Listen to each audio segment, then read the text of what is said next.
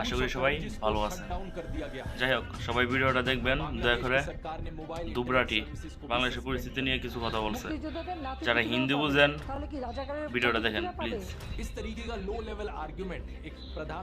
আর অবশ্যই লাইক করবেন। हसीना को अब प्रोटेस्टर्स डिक्टेटर करके भी पुकार रहे हैं। नमस्कार दोस्तों, पिछले महीने बांग्लादेश में भारी संख्या में स्टूडेंट सड़कों पर उतरे प्रोटेस्ट करने के लिए। शुरुआत में तो ये प्रोटेस्ट पीसफुल ही थे, लेकिन अब हालातों ने बड़ा खौफनाक और हिंसक मोड़ ले लिया है। बांग्लादेश में अब एक मिलिट्री कर्फ्यू डिक्लेयर कर दिया गया है। Troops on the streets, a strict curfew, a near blackout of communication. देश भर के स्कूल्स और कॉलेजेस को शट डाउन कर दिया गया है और बांग्लादेश की सरकार ने मोबाइल इंटरनेट सर्विसेज को भी सस्पेंड कर दिया। इन वायलेंट क्लैशेस में अब कम से कम 150 लोग मारे जा चुके हैं और हजारों जख्मी हैं। बांग्लादेश की प्रधानमंत्री शेख हसीना को अब प्रोटेस्टर्स डिक्टेटर करके भी पुकार रहे हैं। आखिर क्या कारण है इस सब के पीछे? आइए समझते हैं इस पूरी सिचुएशन को विस्तार से आज के इस वीडियो में।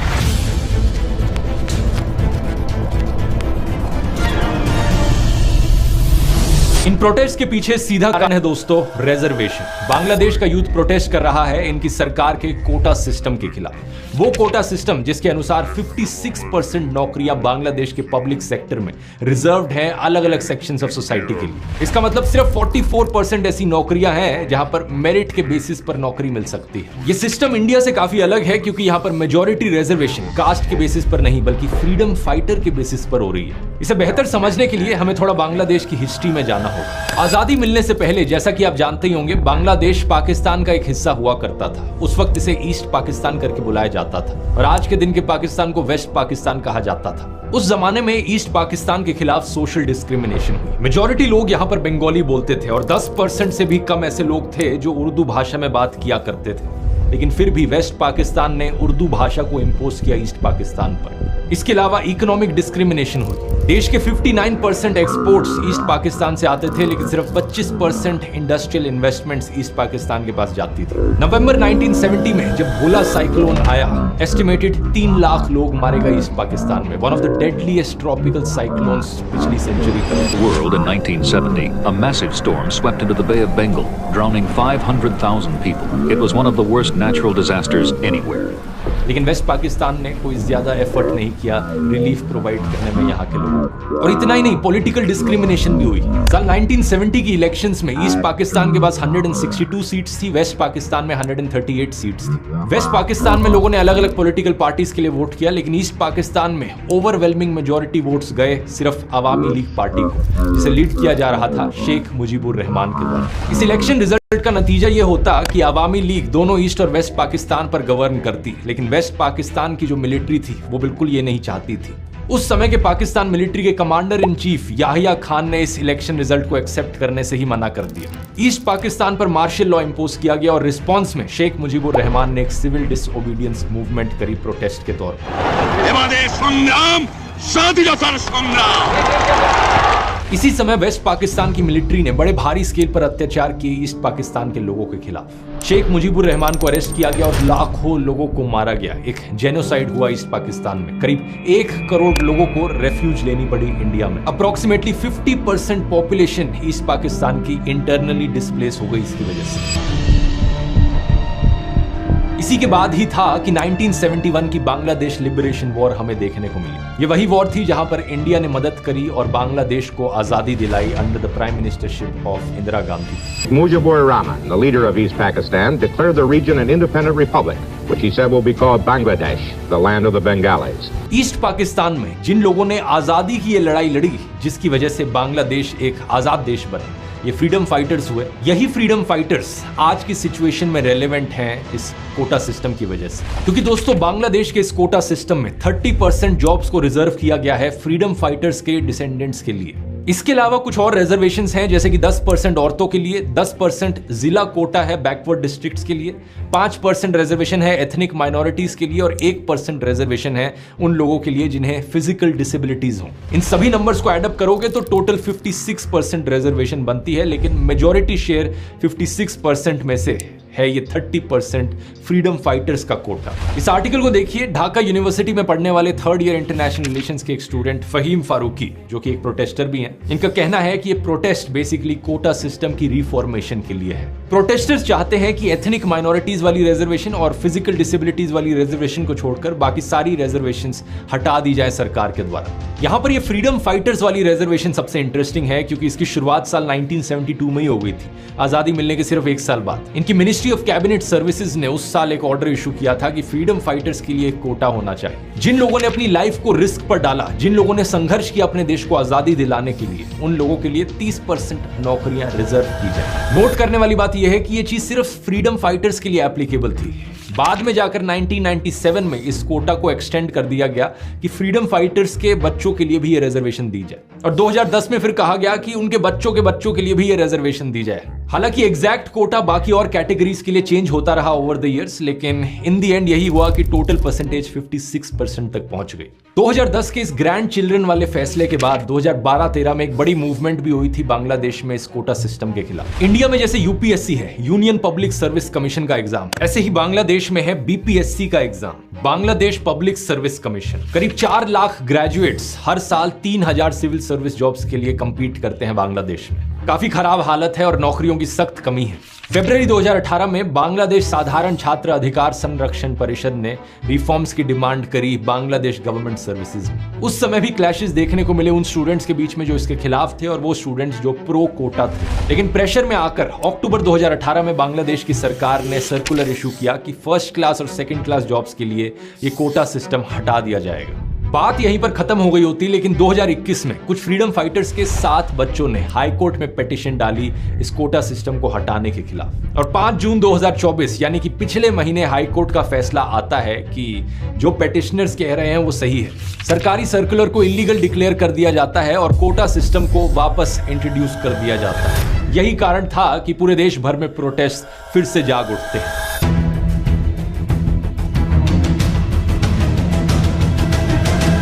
प्रोटेस्ट करने वाले स्टूडेंट्स कहते हैं कि ये कोटा अनकॉन्स्टिट्यूशनल है। ओरिजिनल कॉन्स्टिट्यूशन में कहीं नहीं लिखा गया था कि फ्रीडम फाइटर्स की अगली जनरेशंस को भी जॉब्स में रिजर्वेशन दो। और वैसे भी इसका क्या तुक बना? फ्रीडम फाइटर्स को रिजर्वेशन देना समझ में आता है क्योंकि उन्होंने संघर्ष किया था देश को आजादी दिलाने के लिए, लेकिन उनके पोते पोतियों तक को रिजर्वेशन दी जा रही है सिर्फ इसलिए क्योंकि उनके ग्रैंड पेरेंट्स फ्रीडम फाइटर्स थे।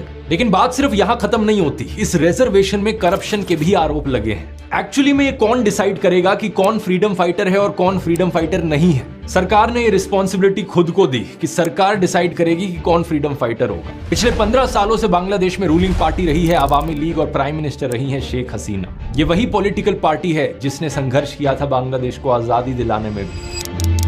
प्रोटेस्टर्स का कहना है कि ये फ्रीडम फाइटर का रिजर्वेशन आवामी लीग के लोगों को डिस्प्रपोर्शनेटली ज्यादा बेनिफिट देता है। फ्रीडम फाइटर्स की लिस्ट में जिन लोगों का नाम इंक्लूड किया गया है उन नामों को लेकर कम से कम 60,000 ऑब्जेक्शंस उठी हैं और इन ऑब्जेक्शंस को सरकार के द्वारा रिजॉल्व नहीं किया गया है। 10 जुलाई को यह बात सुप्रीम कोर्ट तक पहुंचती है और सरकार हाई कोर्ट के फैसले के खिलाफ सुप्रीम कोर्ट में जाती है अपील करने। सुप्रीम कोर्ट हाई कोर्ट के फैसले पर रोक लगा देता है, लेकिन प्रोटेस्ट रुकते नहीं है। स्टूडेंट्स और टीचर्स के अलावा बांग्लादेश की ऑपोजिशन पार्टीज भी इसमें जुट जाती हैं, जैसे कि बांग्लादेश नेशनलिस्ट पार्टी। प्रोटेस्टर्स को कन्फ्रंट करने के लिए 7,000 से ज्यादा पैरामिलिट्री के ट्रूप्स बुलाए जाते हैं। पुलिस यहां पर टीयर गैस, रबर बुलेट्स और साउंड ग्रेनेड्स का इस्तेमाल करती है। यूनाइटेड नेशंस के सेक्रेटरी जनरल की तरफ से भी स्टेटमेंट आती है कि सरकार डेमोन्स्ट्रेटर्स के खिलाफ कोई भी थ्रेट और वायलेंस ना इस्तेमाल करे। इसके अलावा प्रोटेस्टर्स और बांग्लादेश छात्र लीग के बीच में भी क्लैश देखने को मिलता है, जो कि स्टूडेंट विंग है आवामी लीग पार्टी। दोनों साइड्स एक दूसरे को ब्लेम करती हैं। सरकार के लॉ मिनिस्टर कहते हैं कि सरकार प्रोटेस्टर्स के साथ बातचीत करने के लिए तैयार है। ये कहा जाता है कि सुप्रीम कोर्ट में एक अर्ली हियरिंग की कोशिश करी जा रही है ताकि जल्द से जल्द फैसला आए। ढाका यूनिवर्सिटी के बाहर स्टूडेंट्स नारे लगाते हैं कि हम अपने भाइयों का खून बर्बाद नहीं जाने देंगे। सरकार प्रेशर में आकर एक जुडिशियल प्रोब कमेटी की भी फॉर्मेशन करती है वायलेंस के इंसिडेंट्स को इन्वेस्टिगेट करने के लिए। आवामी लीग के जनरल सेक्रेटरी कहते हैं कि सरकार कोटाज में इंटरफेयर नहीं करेगी, सुप्रीम कोर्ट के डिसीजन का इंतजार किया जाए। लेकिन प्रोटेस्टर्स का जो मेन ग्रुप था स्टूडेंट्स अगेंस्ट डिस्क्रिमिनेशन, वो अपनी सरकार के इंटेंशंस पर डाउट करता है। उनका कहना है कि प्राइम मिनिस्टर ने एक शब्द तक नहीं बोला उन मर्डर्स पर जो उनके पार्टी के एक्टिविस्ट ने किए। इस तनावपूर्ण स्थिति के बीच प्राइम मिनिस्टर शेख हसीना की तरफ से भी बड़े इररिस्पॉन्सिबल रिमार्क्स आते हैं। वो बातों को ट्विस्ट करके कहती हैं कि प्रोटेस्टर्स को इतनी नफरत क्यों है फ्रीडम फाइटर्स से। अगर फ्रीडम फाइटर्स के ग्रैंड चिल्ड्रन को रिजर्वेशन के बेनिफिट्स नहीं मिलेंगे तो क्या रजाकार्स के ग्रैंड चिल्ड्रन को बेनिफिट्स दिए जाएंगे। सिर्फ प्राइम मिनिस्टर शेख हसीना ही नहीं बल्कि इनके social welfare minister Dipu Moni और state minister of information and broadcasting Mohammad Ali Arafat की तरफ से भी सिमिलर स्टेटमेंट्स दी जाती हैं रजाकार को लेकर। आखिर क्या है ये रजाकार? रजाकार दोस्तों एक पर्शियन शब्द है जिसका मतलब होता है वॉलंटियर या हेल्पर। लेकिन 1971 की वॉर में रजाकार बाहिनी एक पैरामिलिट्री ग्रुप था जो एक्चुअली में वेस्ट पाकिस्तान की आर्मी को सपोर्ट कर रहा था। दूसरी तरफ मुक्ति बाहिनी था जो बांग्लादेश की आजादी के लिए फाइट कर रहा था। इस रजाकार बाहिनी में करीब 50,000 लोग थे जिन्होंने वेस्ट पाकिस्तान की आर्मी को सपोर्ट किया और ईस्ट पाकिस्तान के लोगों पर हो रहे अत्याचारों को इनकरेज किया या उसमें भाग लिया। 1973 में जब शेख मुजीबुर रहमान की सरकार बनी तो उन्होंने international crimes tribunal act introduce किया इन्हीं रजाकार लोगों को ढूंढने के लिए और पनिश करने के लिए। एंथ्रोपोलॉजिस्ट नयनिका मुखर्जी नोट करती हैं कि करीब 37,000 रजाकार्स को आइडेंटिफाई किया गया। इनमें से करीब 26,000 को माफ कर दिया गया सरकार के द्वारा और बाकियों को पनिश किया गया या तो जेल में डालकर या उनका ट्रायल अभी भी चलता रहा। कुछ ट्रायल्स तो इतने लंबे चले कि 2022 में भी रजाकार बाहिनी के 6 मेंबर्स को फांसी की सजा सुनाई गई फॉर क्राइम्स अगेंस्ट ह्यूमैनिटी। तो पॉइंट आप यहां समझ सकते हैं क्या है दोस्तों। बांग्लादेश में रजाकार का मतलब है गद्दार, एंटी नेशनल, देशद्रोही। और अगर कोई सरकार के खिलाफ प्रोटेस्ट कर रहा है इस रिजर्वेशन को लेकर, क्या उन्हें देशद्रोही कहना सेंस बनाता है? कोई सेंस नहीं बनाता। ये वही पुरानी स्ट्रैटेजी है कि सरकार को पसंद नहीं आया कि लोग सरकार के खिलाफ बोल रहे हैं तो उन्हें देशद्रोही घोषित कर दो। लेकिन सच बात तो यह है, जैसा अमेरिकन ऑथर और एक्टिविस्ट एडवर्ड एबी ने लिखा था, A patriot must be ready to defend his country against his government। एक सच्चा देशभक्त अपनी सरकार से भी अपने देश को डिफेंड करता है। डेमोक्रेसी का मतलब सिर्फ ये नहीं होता कि 5 साल में एक बार वोट करने चले जाओ। डेमोक्रेसी एक डायनेमिक सिस्टम होता है जहां पर लोग पॉलिटिकली अवेयर होने चाहिए। जनता बार बार देश की सरकार को अकाउंटेबल ठहराते रहे, जांचते रहे कि सरकार सही काम कर रही है या नहीं कर रही, और जरूरत पड़ने पर सरकार के खिलाफ भी खड़ी हो। प्रधानमंत्री शेख हसीना का ये कमेंट प्रोटेस्टर्स पर एक क्लियर कट एग्जांपल है स्ट्रॉ मैन फैलेसी का। इसका मतलब है कि आप दूसरे की आर्ग्यूमेंट को गलत तरीके से प्रेजेंट कर रहे हो और उसे तोड़ मरोड़ के पेश कर रहे हो। अगर प्रोटेस्टर्स कहते हैं कि वो उस रिजर्वेशन के खिलाफ है जो फ्रीडम फाइटर्स के पोते पोतियों को मिलने लग रही है, तो इसका मतलब ये कैसे हो गया कि वो फ्रीडम फाइटर्स को डिसरिस्पेक्ट कर रहे हैं? जब प्रधानमंत्री शेख हसीना की सरकार ने खुद इस रिजर्वेशन को हटाया था 2018 में, तो क्या वो भी फ्रीडम फाइटर्स को डिसरिस्पेक्ट कर रही थी? इस तरीके का लो लेवल आर्ग्यूमेंट एक प्रधानमंत्री को सूट नहीं करता। मैं रिक्वेस्ट करूंगा प्राइम मिनिस्टर शेख हसीना से, थोड़ी मर्यादा रखिए। प्रोटेस्टर्स की डिमांड कोई अनरीजनेबल नहीं है। लेकिन अब इस मुद्दे पर दोस्तों हमारे इंडिया के गोदी पत्रकारों की भी जरा नॉनसेंस सुनिए। सुधीर चौधरी ने आज तक टीवी चैनल के प्रोग्राम में स्टूडेंट्स के इन प्रोटेस्ट को फॉरेन फंडेड बता दिया। हवा हवा में बातें करते हुए कहा कि इसके पीछे अमेरिका और बाकी पश्चिम देशों का हाथ है। अमेरिका जैसे जो देश हैं वो पीछे से रिमोट कंट्रोल से इन दंगों को भड़काते रहते हैं, क्योंकि जो पश्चिमी बड़े बड़े जो देश हैं अमेरिका जैसे, वो उन देशों के विपक्षी दलों के साथ मिल जाते हैं। एक इंफोग्राफिक में लिखा कि विकासशील जिलों के निवासियों के लिए 10% आरक्षण। विकासशील का मतलब होता है जो विकास की तरफ बढ़ रहा हो, यानी डेवलपिंग, जबकि बांग्लादेश ने 10% कोटा पिछड़े जिलों के निवासियों के लिए दिया है। और इसके बाद सुधीर कहते हैं कि वेस्ट बंगाल के कुछ स्टूडेंट्स इन प्रोटेस्ट का समर्थन कर रहे हैं और यही स्टूडेंट्स अपने देश में आरक्षण की मांग करते हैं। ये कैसे हो सकता है? एक और चौंकाने वाली खबर यह है कि बांग्लादेश में हो रहे इस आंदोलन के समर्थन में पश्चिम बंगाल में भी अब विरोध प्रदर्शन हो रहे हैं। वामपंथी दलों के जो छात्र भारत में सरकारी नौकरियों में आरक्षण चाहते हैं, वो बांग्लादेश के उन दंगों का समर्थन कर रहे हैं जो सरकारी नौकरियों में आरक्षण खत्म करने के लिए चल रहे हैं। इतना बड़ा विरोधाभास मुझे समझ नहीं आता कि सुधीर चौधरी जैसे सो कॉल्ड पत्रकारों की रीजनिंग पावर सही में इतनी कमजोर है या फिर ये जानबूझकर जनता को बहकाते हैं। पहले खुद अपने प्रोग्राम में बताते हैं कि भारत में जो आरक्षण है वो कास्ट के आधार पर है, जबकि बांग्लादेश में दूसरे क्राइटेरिया के आधार पर आरक्षण है। वहां पर कोई जाति का आरक्षण नहीं है, धर्म का आरक्षण नहीं है, ये आरक्षण अलग किस्म का है। तो फिर ये कंपैरिजन करने का क्या सेंस बना? इंडिया में रिजर्वेशन मिलती है सो कॉल्ड लोअर कास्ट लोगों को जिनके खिलाफ हिस्टोरिकल डिस्क्रिमिनेशन हुआ है, लेकिन सिर्फ हिस्टोरिकली नहीं बल्कि आज के दिन भी हमें कास्ट एट्रोसिटीज देखने को मिल रही हैं। राजस्थान में जितेंद्र पाल मेघवाल नाम के एक दलित को सिर्फ इसलिए मार दिया गया क्योंकि उन्होंने मूंछ रख ली थी। आज तक की ही वेबसाइट पर यह न्यूज आर्टिकल देखिए। गुजरात में दलित दुल्हे को घोड़ी नहीं चढ़ने दिया, बारातियों के पगड़ी बांधने पर किया पथराव।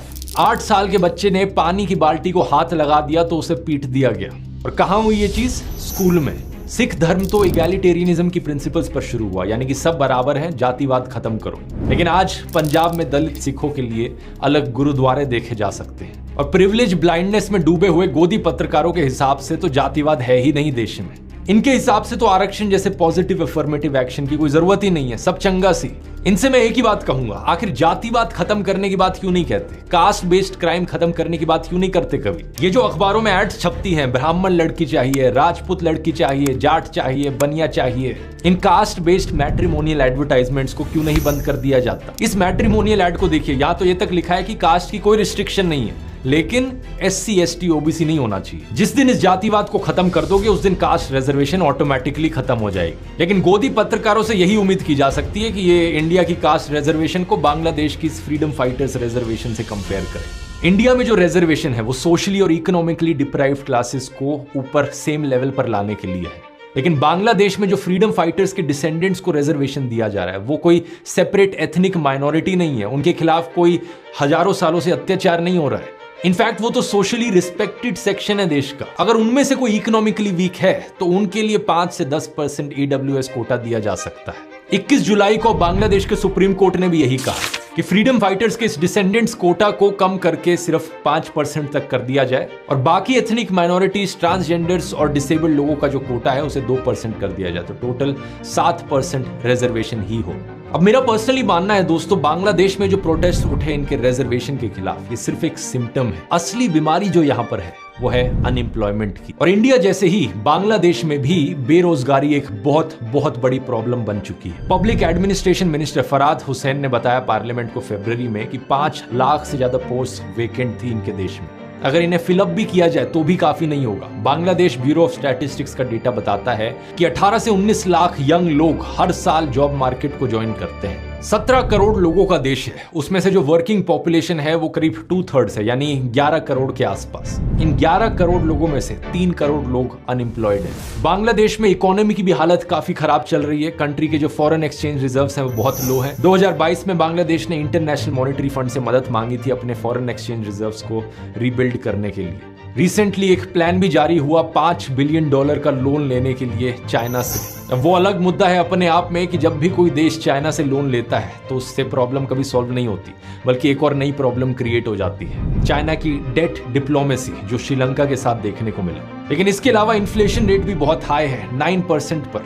लोगों का खर्चा बढ़ रहा है और लोगों के पास नौकरियां नहीं है। तो रिजर्वेशन सिस्टम को इंप्रूव करना तो सिर्फ पहली स्टेप है। अगर लॉन्ग टर्म में यहाँ पर सोल्यूशन निकालना है तो सरकार को फोकस करना होगा जॉब्स क्रिएट करने पर।